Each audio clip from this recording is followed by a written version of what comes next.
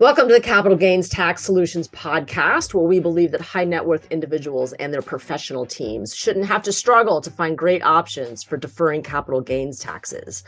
Don't let your failure to plan become your plan to fail, especially when the Deferred Sales Trust might be one of the best ways for you to exit your highly appreciated assets and defer the capital gains taxes so you can continue to grow your wealth.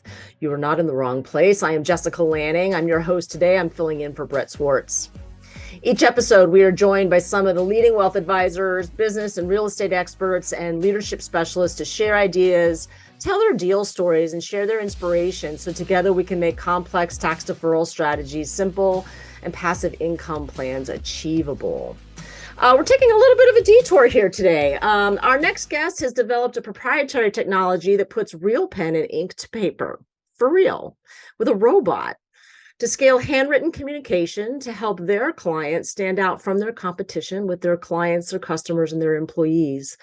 He is the CEO of Simply Noted, and he is building on a decade of sales and marketing experience, marketing industry experience. Please welcome Rick Elmore to the podcast. Welcome, Rick. Thanks so much for having me. This is great. Yeah, it's good to have you here. Okay, so please tell us a little bit more about your story and what your current focus is right now. Yeah, so my background actually started in California. I was an athlete, grew up playing sports, and I was lucky enough to have a twin brother. We got football scholarships to go to the University of Arizona and play football there. Had a pretty good career, and then was drafted in 2011 and played, got to play out my childhood dream for 3 years. But after that, I got into medical device sales. Was pretty successful as well. I was lucky enough to have a good career. Rookie of the year my first year, then top 1% or top 5 sales rep in my company, for 5, almost 6 years. And then just really wasn't, scratching that competitive itch that I wanted. So I went back and did my MBA in 2017 and wanted to start a business. And that's where the idea of Simply Noted began. I was in a marketing class, and being in sales, I was trying to absorb and use everything that I was learning at that time. And I had a marketing professor talking about just the success rates in marketing. Everybody wants to grow their business. How do you market it? It's a very important cornerstone of every business. And everything was super marginal. Emails, cold calling, direct mail, everything was like 8%, 12%, 18%. And then he ended the lecture, like kind of half-heartedly joking, like, hey guys, like what still works really well is a good old-fashioned handwritten thank you letter. Like, they're extremely rare. They almost always get open. They have a 99% open rate, and people cherish them because, they're extremely rare. And I thought that was so obvious. And who is not going to open a handwritten note, and who's not going to appreciate it, especially now in today's digital age where we're all competing, in digital notifications and noise, right? You got social, email, Slack, Twitter, your phone is always going off. You're just inundated with it. And I had 400 clients at that time. So I was like, there's no way to efficiently sit down and write 400 letters. It just takes forever. My wife and I actually, it took us 2 weekends, like 6 or 7 hours to sit down and just write some handwritten envelopes for holiday cards, to put a print holiday card in it. And now we have kids, so there's no more of that on the weekends, right? That's done. So Yeah. Long story short, kind of had this cool little business idea. I was like, if there's a way that we can scale this or automate it, this would be extremely valuable in the business world because there's just nothing like it. And at the time, there was somebody doing it. Their name was Bond, but they were more focused in the wedding industry, which I thought was just the worst niche you can ever focus on, because bridezillas, right? They take their feet, right? They take forever to make a decision. They always change it. They're super stressed out. The list always changes. I was like, and they raised $1 million to start. I was like, man, whoever pitched that in a venture meeting must have been a great salesman, because that wedding industry is not the right one to do it. But anyways, started working with the mail house here in Phoenix, Arizona. Flew some technologies in from all over the world, China. Basically, we're like pen plotters. And I got this pen plotter, which was just a hand-fed pen plotter, really cheap technology to write out 500 letters. It took me forever to do it because it was hand-fed. Plus, I really didn't know what I was doing. And I used them kind of as a sales tool to send out to some customers that was not working with me at the time. And that first 500 I sent, I got 20, it was 28, 30 people to call me back. My monthly Wow. commission quote, or my monthly quote at the time, was like $39,000 or $50,000. It was around there. And out of those 500 letters, 28 called me back and they were like, "Hey, Rick, like, first off, this is cool. Like, nobody sends me like a handwritten letter anymore. Like, this sounds good. Like, let's set up a lunch and talk about it." And I got $280,000 in sales in like 2 months. And my company was just freaking out. Like, "Rick, what are you doing?" And I was freaking out too, because I was like, first time ever, people are coming to me to buy. But yeah, it worked. I was amazed. My clients loved it.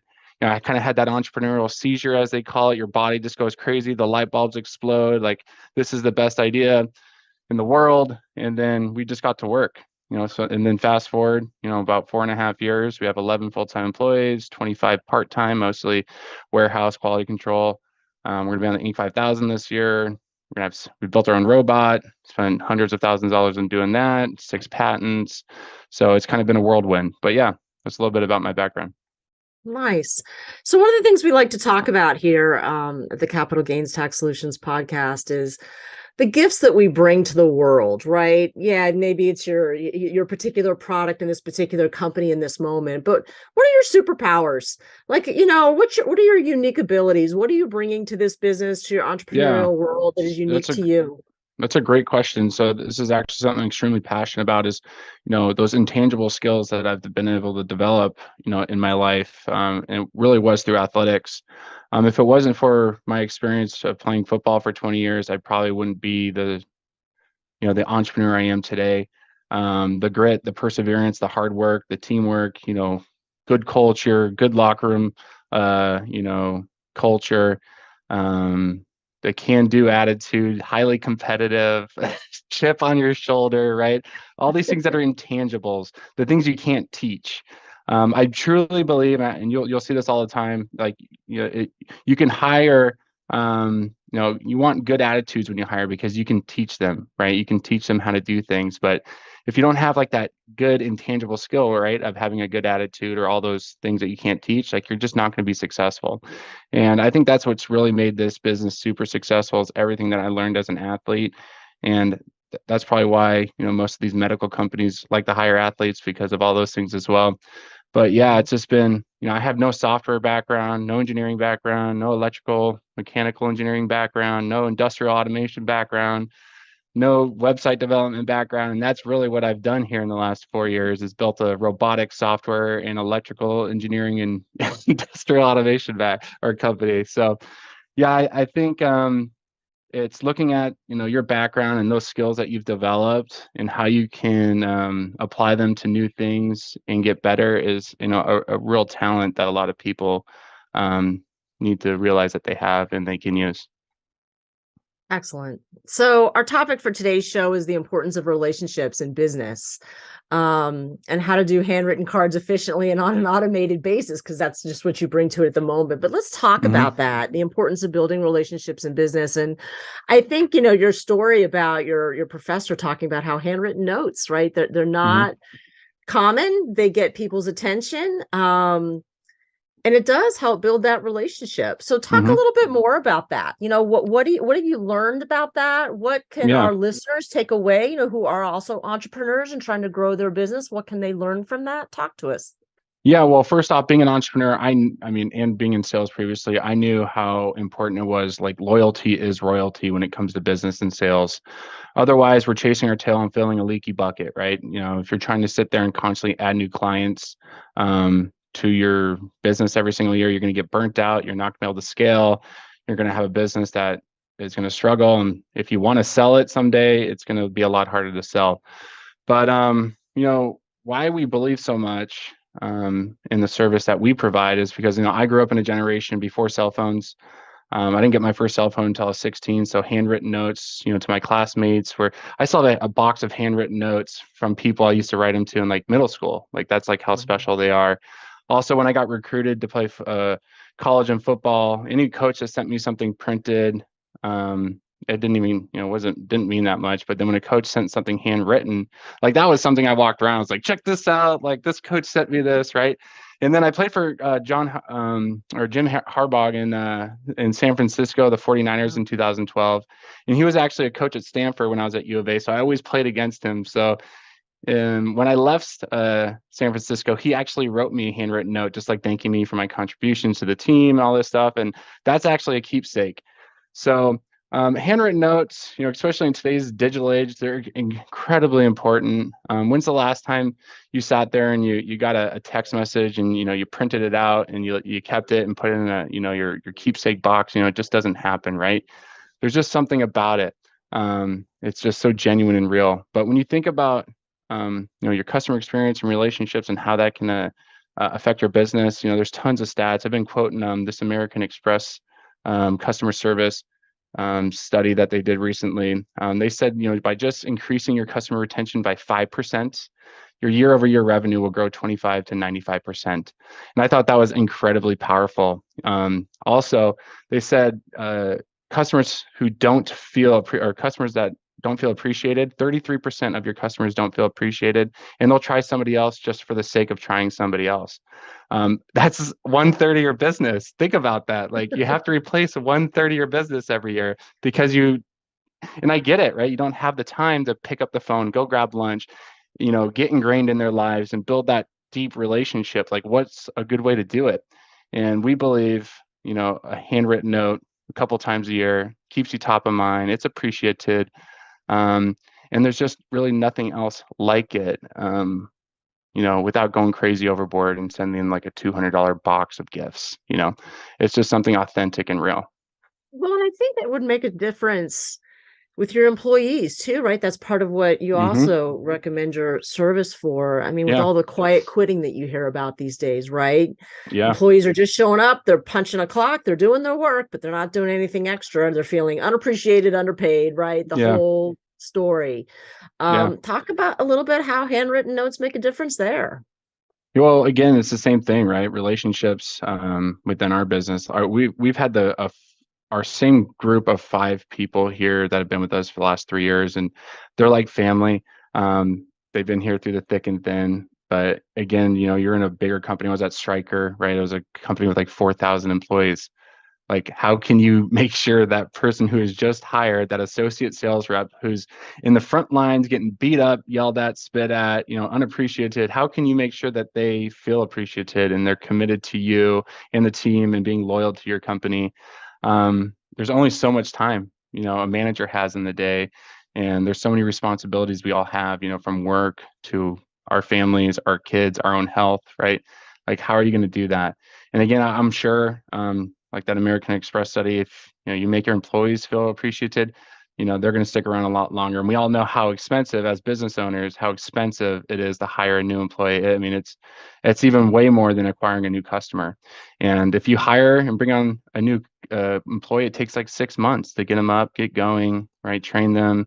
And then if they leave, like, it's just, So it's loyalty, it's relationships, it's getting them to buy into your mission, right? Making sure they know you care about them, right? And again, that, our service, again, is a good way to do that efficiently. So we're recording this podcast a couple of weeks before Thanksgiving here in 2022, and I just finished writing all of my client thank you notes Sure, for hands a little sore. Hands a little sore. I don't write anything anymore. I can write about 5 at a time, and then I have to take a break because it just gets exhausting. But talk a little bit about that experience, like how nice it would have been to be able to say something heartfelt, right? I could have done that with your product and been able to publish that, and not only dread or be so glad when it's done, because I have to do that for another year, right? But wow, what if I could be doing that all year round? So talk about how your product is helping people with that. What do people say? Do you have to write 3 pages to make a note impactful? No. Like what does it gotta look like? That's a great question. So the first question we usually get is like, are they all the same card, right? Because they think you're just literally writing the same message over and over. And that's why, this technology that we made the investment in building, it needed to be done, because we've built the software, the handwriting engine, the mechanical robot to allow you to write extremely hyper personalized custom cards at scale. So it's just like mail merge. As long as the data is in a spreadsheet, it's like hi first name, we love working with you and company. We plug in first name company. You can even go on your Excel sheet and just type out like, in one column, like a special sentence to that one person and plug that sentence into the card and get even crazier personalization, hyper, closer to that person in that card. It's just a lot quicker to do it that way. But yeah, that's what we're doing is like hyper personalization at scale. It's not just the same carbon copy printed letter at scale. So the purpose of what we're trying to do is make it look like you sat down at your desk, picked up your pen and wrote it on your stationery. You put it in the envelope, you put a real forever stamp on it and put it in the mail. If we're not doing that, we're not doing a good job. We want to be an extension of your business to help you build those deep relationships, if it's with customers or clients. So talk about how you're differentiating from other companies that are doing this. Yeah. Look, I get a card from my State Farm agent, right? That is clearly not written by him, but it's made to look like it is. Yeah. It's not the same. So what are you doing differently? Yeah. So there are a lot of companies out there that basically they start in and out of printing press. So we have a printing press in our warehouse. It's a 16-foot long printer. What they do is they just use like a handwriting font and laser print it on a piece of paper. We actually start at the printing press and just print out your card. And then from the card, we put it in our handwriting robot. And the handwriting robot actually writes with a ballpoint pen. Unlike those companies like your State Farm agent, the really good way to tell, even though you probably can tell that laser printed font is fake, is to lick your thumb and try to smear the ink. If it smears, it's 100% written by pen. If it doesn't smear, it's obviously printed. Plus, our robots, they dig into the paper so you can see the pen, like, the pen indentation. So, if you're somebody who's looking for a card for like 4 cents, or something like that, that's why a lot of these people do that. But, we kind of cater to, business owners, presidents, political figures, people where that relationship is hyper impactful, hyper personal. Relationship matters. Clients are worth more than $500 because our service is a little bit more expensive because it takes way longer than it takes to print off a postcard. But yeah, we built our own technology because we needed to. We started with a pen plotter and then we upgraded to an auto pen. Both were okay technologies to get started. But in order to deliver the best product, we had to improve on some things that haven't been improved on in over 30, 40 years, like technologies that were made in like the 80s. We had to improve the throughput. So the way that the order gets from the software to the robot, that couldn't be done with the old technology. The capacities, the paper feeders, the pen plotter didn't have a paper feed. The capacity in the auto pen's really low, so someone had to sit there and replace the paper all the time. The handwriting engine, ours is completely unlimited. The pen plotters and the auto pen are restricted, so you can only have a certain amount of characters in a handwriting style. Plus, they didn't have a lot of abilities to manipulate the handwriting to make it look even more real. They're running off old third-party softwares.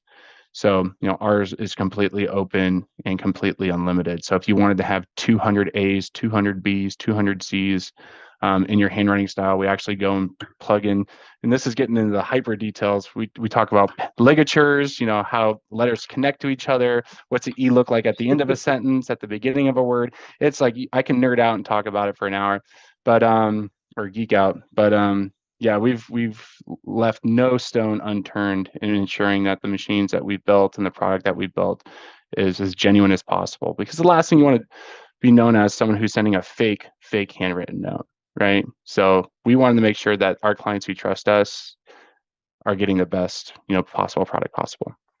Yeah, I love that you're changing the standard on relationships to whether or not I can lick my thumb and rub it across the ink. Oh yeah, it's an easy test to do. It's quick. I have to do it. I do it all the time. Now. I'm like, huh. Yeah. If I see something, I don't see it too often, but I'll check that. Renewal by Anderson, they do a lot of these fake handwritten stuff. That window company. Yep. Yeah, and they do a lot of that. I'm just like, this is so fake. It's just so fake. Renewal by Anderson, if you're listening to this podcast. Yeah, I know. You need to give Rick a call. Yeah, I know.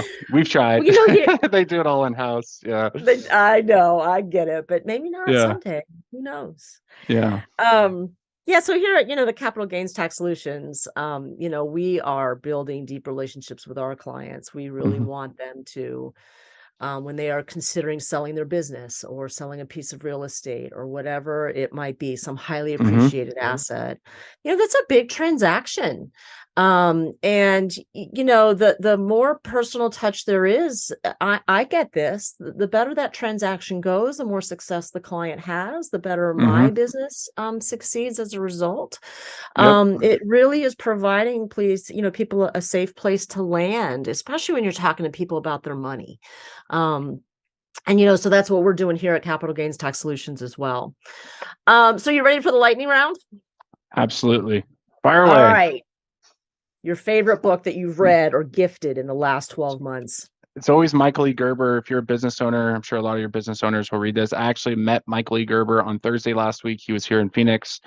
Um, it's incredible how just a short, quick, easy to read book can change somebody's mind on being all about doing everything in your business. It's like you're just so engulfed by everything you want to do, and get from not working, in it and getting out of it and working on it.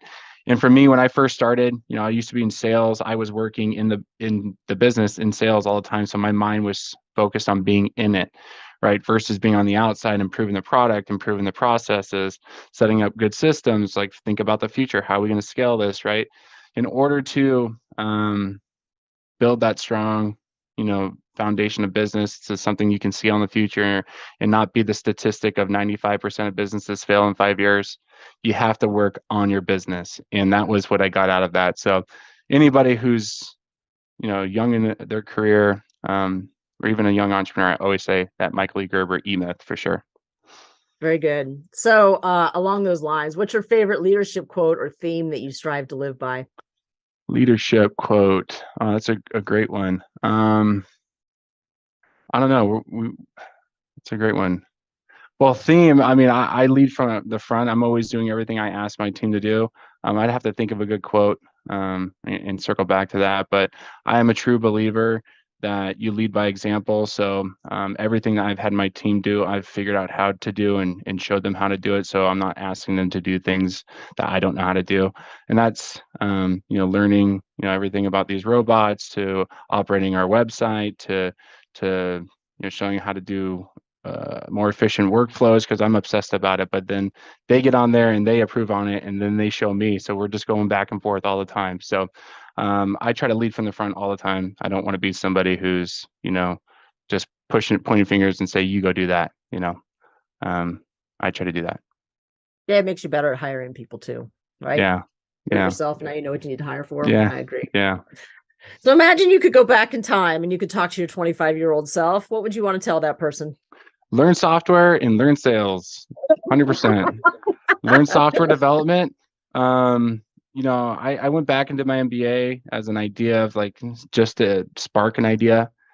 But now that I'm 34 years old, yeah, you have to develop those hard skills. And that's what a lot of people who want, bigger and better things, like they want for it, but you have to build it. And when someone says build it, what they're really meaning is like you have to develop a hard skill that somebody's willing to pay for. And full stack development, web development, software engineering, something like that, where the future is going.